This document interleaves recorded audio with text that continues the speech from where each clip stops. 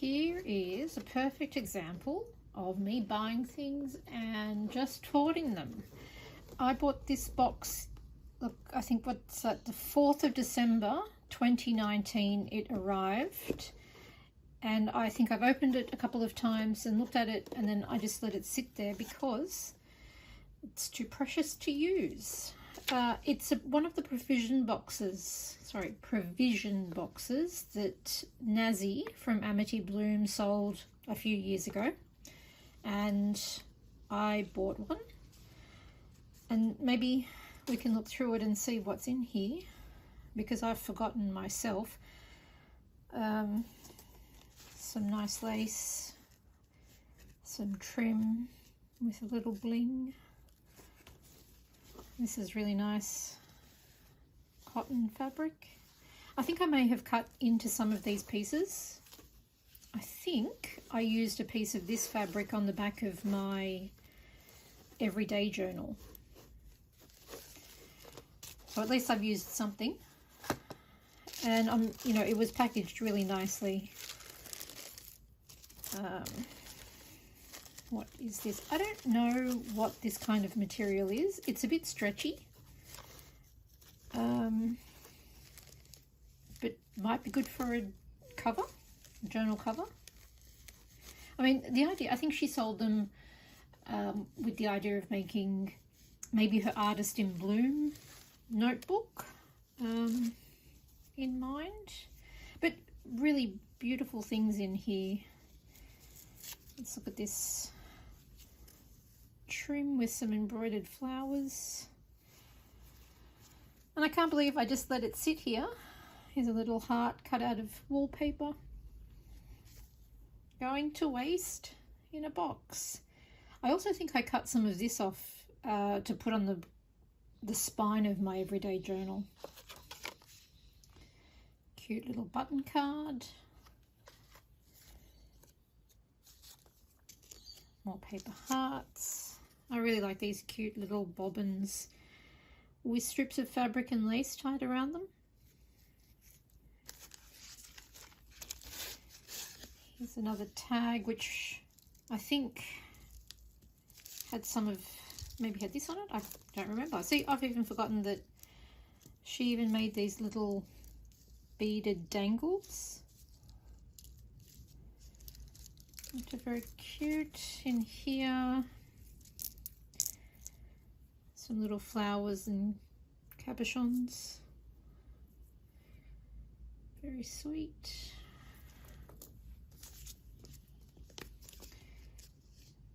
Oh, I think I saved the washi tape that was around the packaging. What's in here? Look at this. Really lovely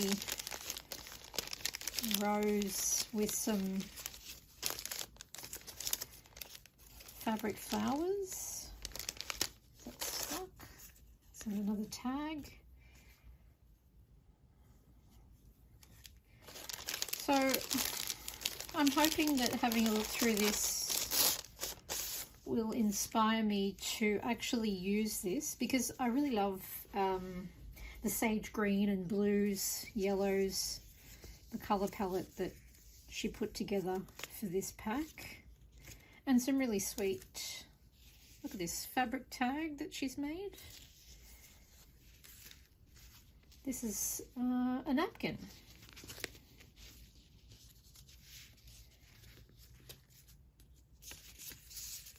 Some more paper bits. And a postcard.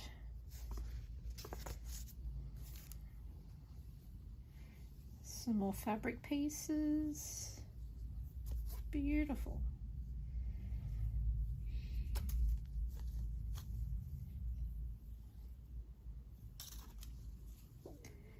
And now I've got some lacy bits that might have been cut off a tablecloth, or maybe a large doily. This is a really nice buttery yellow colour. Might not be showing up on the camera.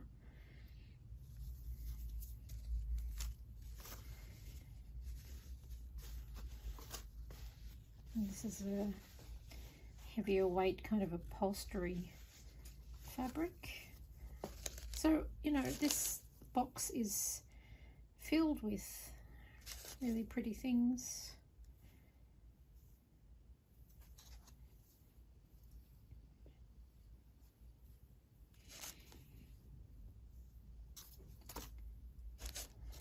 And it's a very generous box too. And I wouldn't normally go for the blues and the yellows, but I think it's nice to pick something a little different. This is really nice. Let me see if I can open it properly. It almost feels flocked, but it isn't. But it would look really nice with something dark behind it so that it brings out the pattern. Nice piece of silk.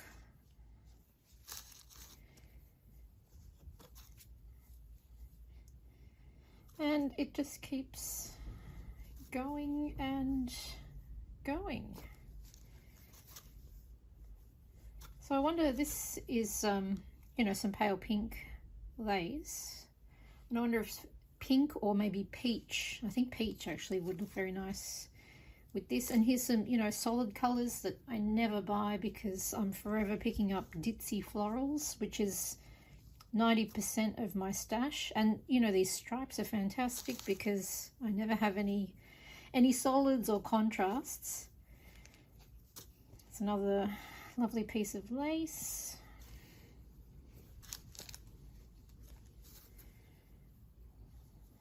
This is, sorry, that's very pretty, but this is gorgeous, which I think might be great on the cover. Even though it's cut off slightly, it's easy to work that into a design.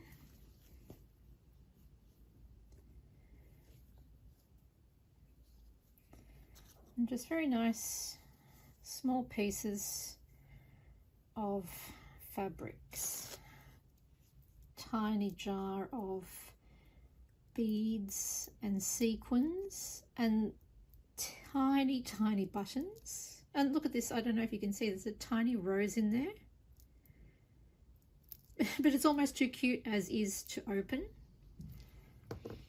And these really cute wooden cotton reels or wooden bobbins that she's cut strips of fabric from, or cut down strips of fabric to wrap around.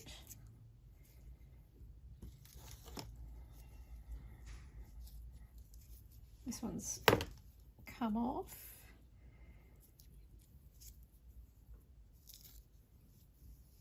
But look how pretty that is.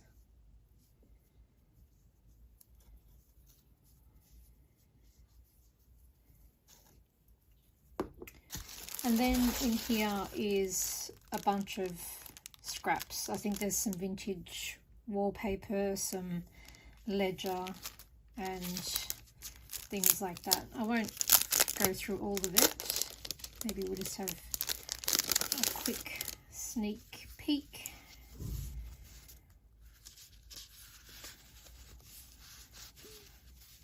I think it's the wallpaper I really love, because finding vintage wallpaper of these kinds of designs in Australia is really difficult.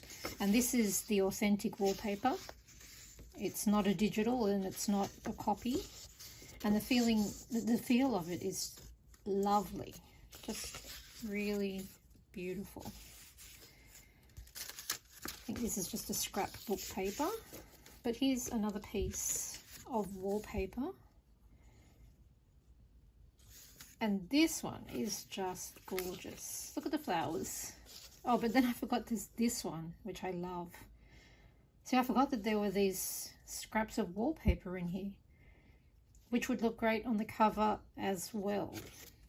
And this one is so adorable. And then some pianola roll. And this lovely sage green one. So the challenge is to find a project worthy of using these gorgeous things.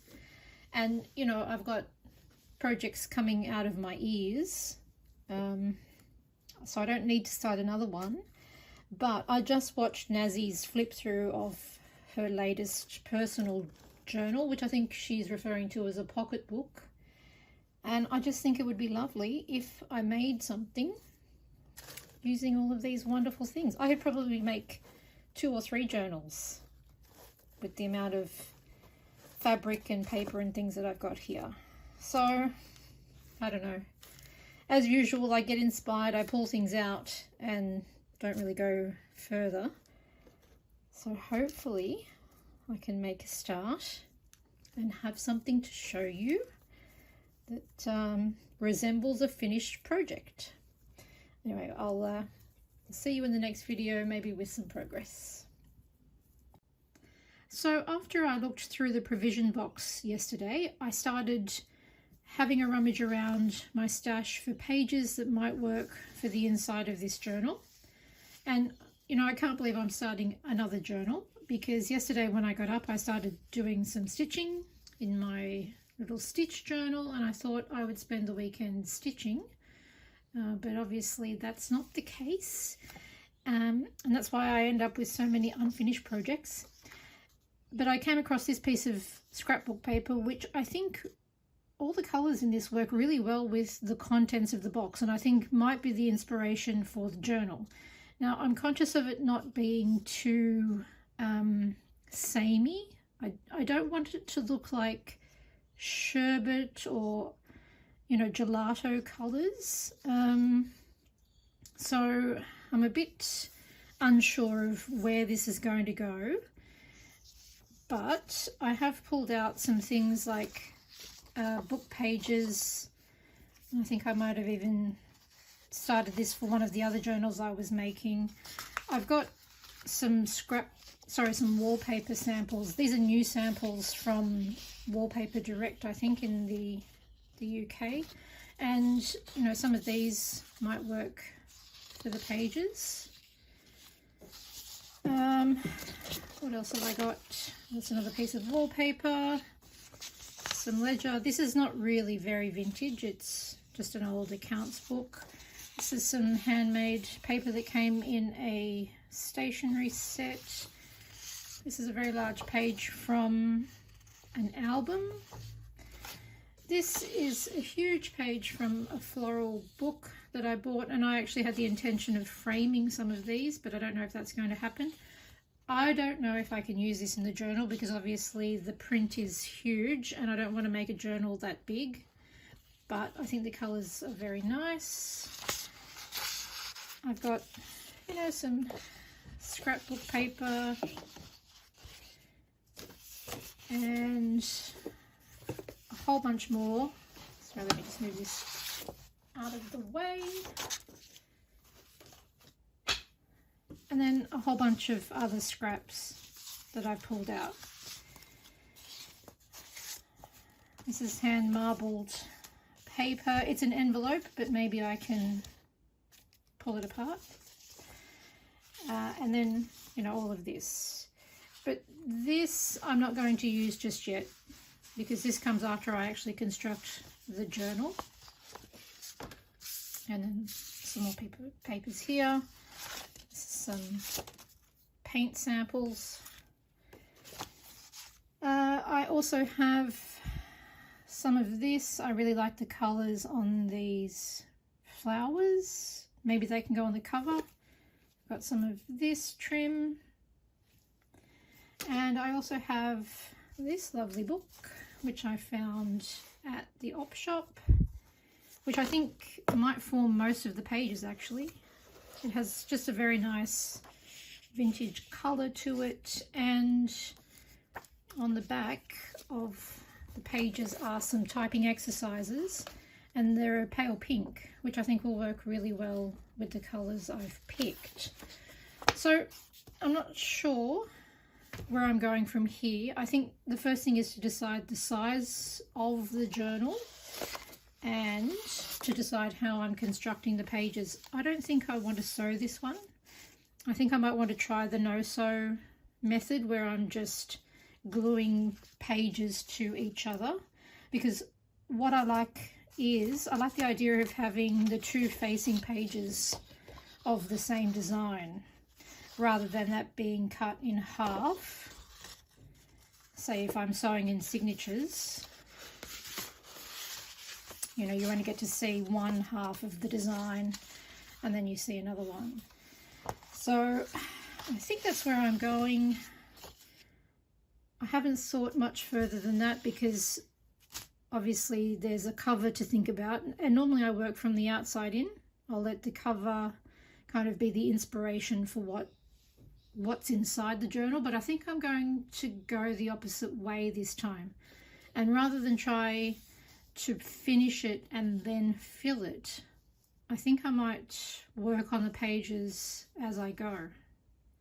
But I don't know if that's practical or if that's something I'll do. Anyway, that's where I'm at the moment. I've just made a mess. Basically, that's all I've done. Make a mess. So I will be back with some more progress. Okay, I've decided on pages that are 6 by 9 inches, and I've just used this scrap paper as a guide.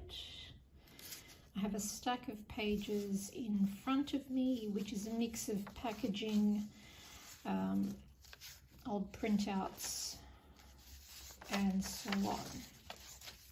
And the idea is that it's going to be a no-sew binding, and that means that this page here will be on the side. Let me just move this stack a bit. The next page, which is just a single page, I've left a flap. I'm going to add glue on the back of this, line up the pages, flip that over and glue it down, and then they will be attached.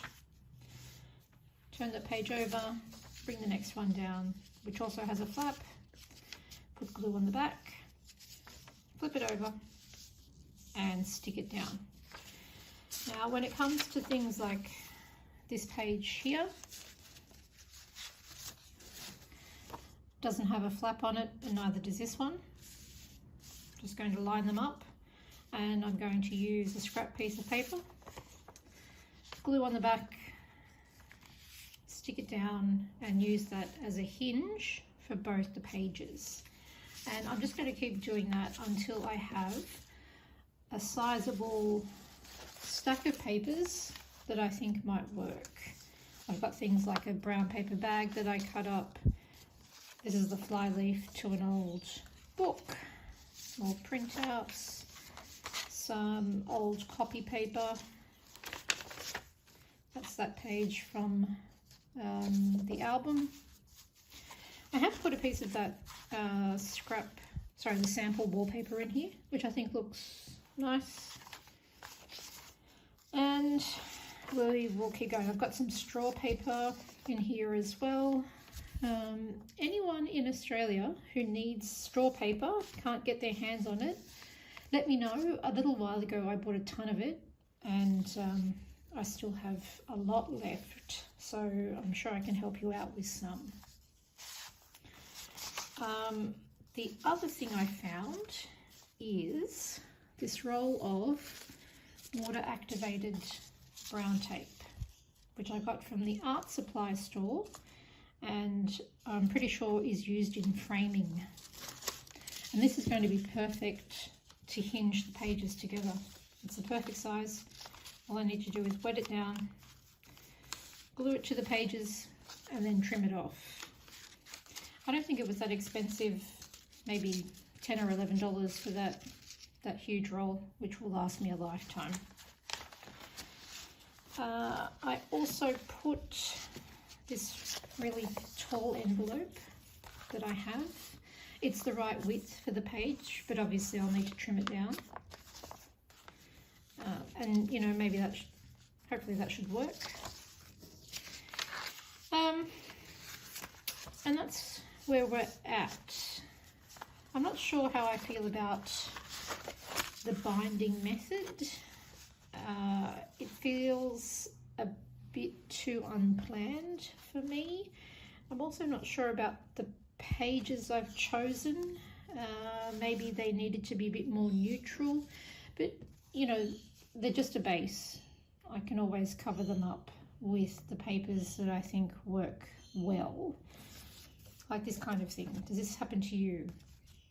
This is it's an old dictionary page, but it's a really nice weight and a really nice texture. Not shiny, really nice. I found it stuck to a piece of card, which I obviously had for another project that I never used. But now I can't find this book.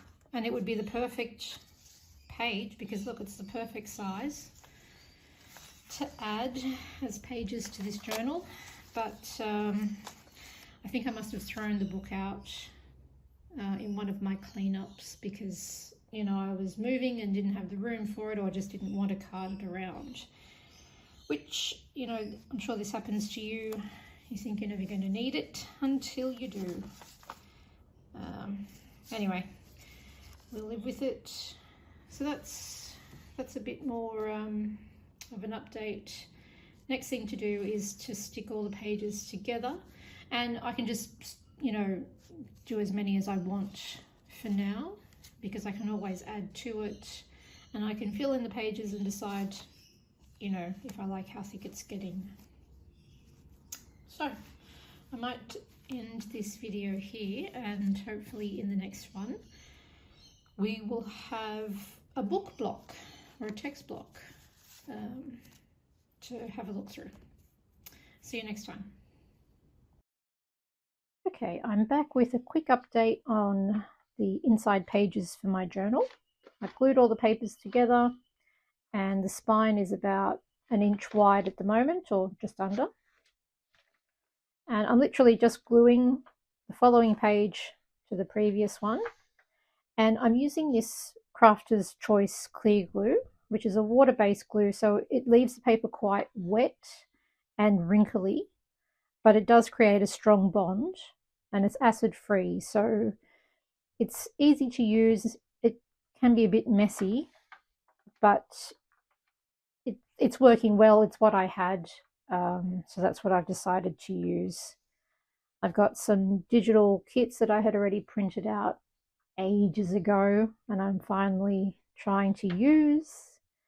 Some of these pages are hinged together with this brown water activated tape, which is also really easy to use. I just dipped a paintbrush in a jar of water, made it wet, not soaking, just, you know, tacky, and stuck it down.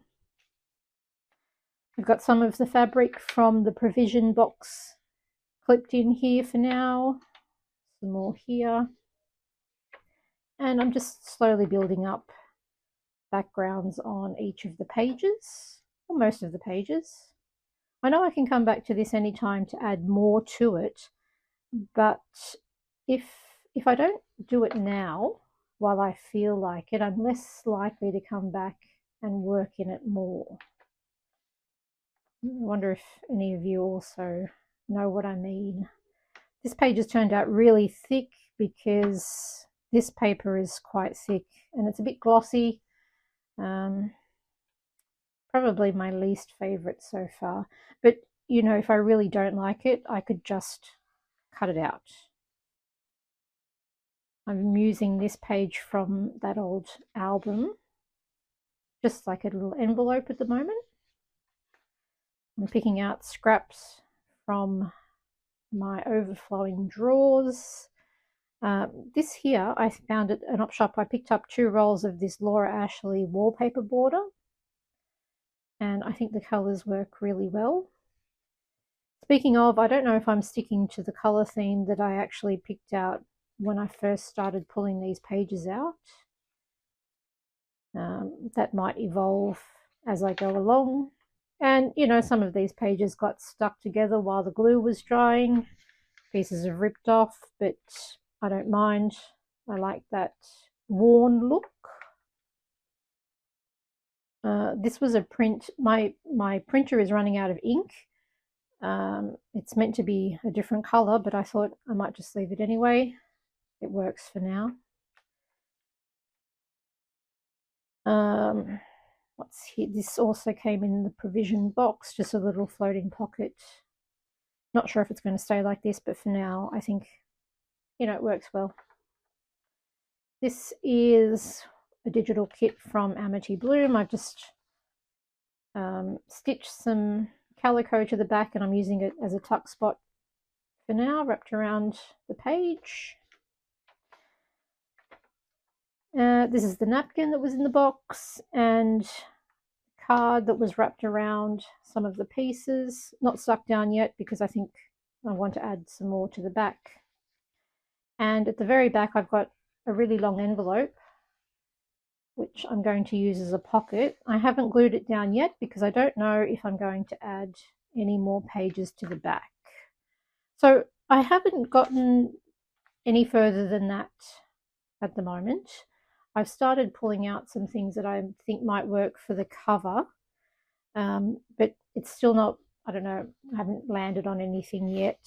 I know I'm, you know, picking up other pieces to add to it. I went to Norma's Deli today at Manly in Sydney and picked up one of their paper bags, and I just think that that looks really lovely.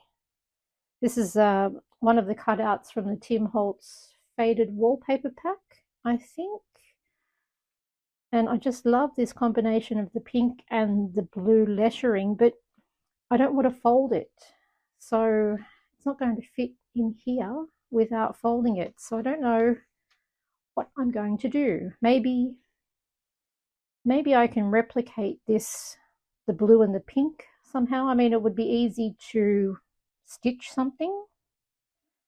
I'm not sure, but I really like this color combination together, and I think, you know, it might look nice in the journal. So that's where I'm at. Next step, maybe I add more things to the pages.